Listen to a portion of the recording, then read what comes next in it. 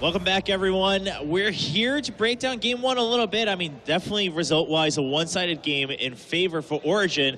But it started off with a bang. Let's bring up a replay of that early jungle fight we had on TSM's side and see how it all went wrong, really, more or less, for TSM. Monty, if you want to kick us off as we bring up the screen here for that replay. It was when they were on that red buff camp.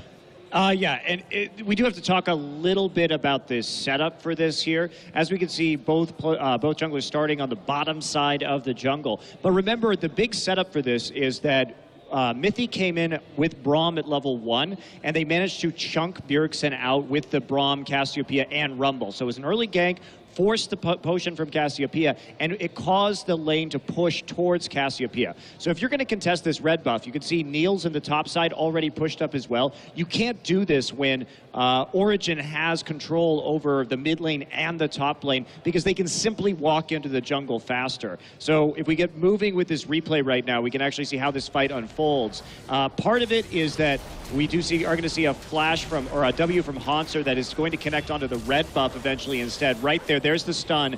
Doesn't actually hit anybody. Now, if they had gotten Mithy, maybe they could have finished him off, but even so, it's still going to be a very bad call because we see Tristana coming in. There's nobody in the top lane to help out from TSM, and then Cassiopeia has the angle. Bjergsen has to walk all the way back through the Raptor brush to get there, and is just not going to be there in time. So this is a very basic error in terms of shot calling from TSM, and it cost them a huge amount of this game. And a lot of it just comes from it's like an early game decision-making thing. That decision on how TSM should have played that should have been decided the moment they finished Grom, because then you can see it's a 2v1, and what they needed to do is they needed to fast push the lane because they can't go into the top side jungle at that point because they're just going to have bad numbers. Like the Tristana's up there, the Jinx is not up there, so you're going to be pretty much playing a 3v4.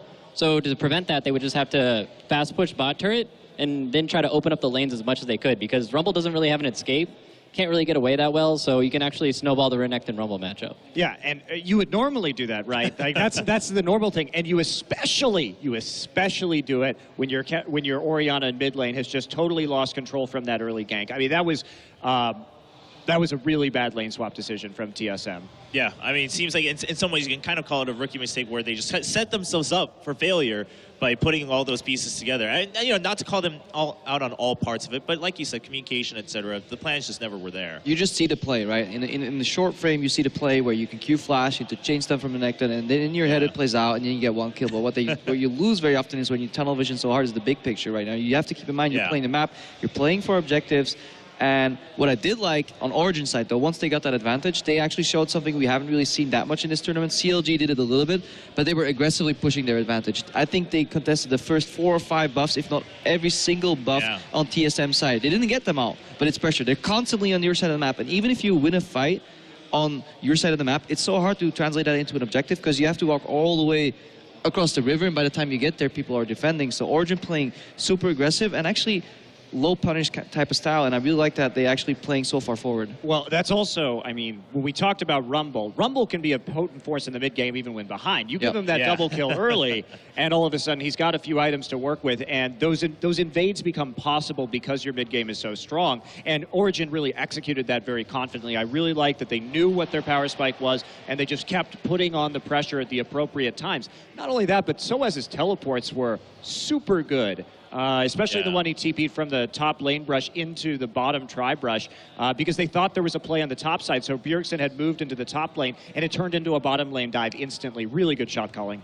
And a lot of that gets set up by the jungler, too, is you could see that there was 2 wards from the TP2. He had a ward on the blue, and he had a ward right behind the turret as well. So that's not just Soaz doing that. That's a full team effort. Amazing and Mithy were praised over in Europe as the best jungle support combo. Perhaps not individually in their role, but as a combo, they definitely excelled any other combination in Europe. And I just like Soaz because he gets creative. Like, remember that one play where he was hiding in the top lane brush, and then the entire team paths over? That was great. And that tilts you. If you, you're sieging a tower and you're like, why is my screen flashing red? And you scroll up, where you just get, okay, Rumble's in the brush. Yeah, no, we checked it. Yeah, okay, this game's over. Go next. Yeah, I mean, Origen really played that well. Of course, Hauntzer also got really just targeted and pressured. Didn't have an opportunity to ever try to make a play after that jungle fight broke through. Well, I mean, he had to build Cowl first because Rumble got a double kill. He was thrown to the wolves in that game, Yes. really. And Origin made sure they took advantage of all of that. Like you said, I mean, they made sure every time they got an advantage, they pushed through. And, that's probably why a lot of you guys are saying they're the favorite of this tournament. They're coming in with the basis they had at Worlds. So far, looking really good in Game 1. Ladies and gentlemen, Game 2 will be coming up after a short break. But there's a couple things you can do during that break. Don't forget, you can buy a lot of select products up to 75% off at ESL.gg/Amazon IEM. That can also help increase the prize pool here at the Intel Extreme Masters. And alongside that, you can also see how well you know the players or how well you think you know the players in terms of how they're going to perform if you go over to Alpha Draft and get your own fantasy team. We do have the players with their fantasy points so far. Double is still reigning pretty well, but you would expect. I mean, we only had 2 games yesterday. Nothing too surprising here. Imp getting a lot of points despite his team eventually losing in a 2-0. See, I told you to pick Double Lift on the Alpha Draft pre-show. You did. I was right. You did. Monty always right. I mean, nothing too surprising there either. All old news, ladies and gentlemen. We'll return right after the break with Game 2 between Origin and TSM.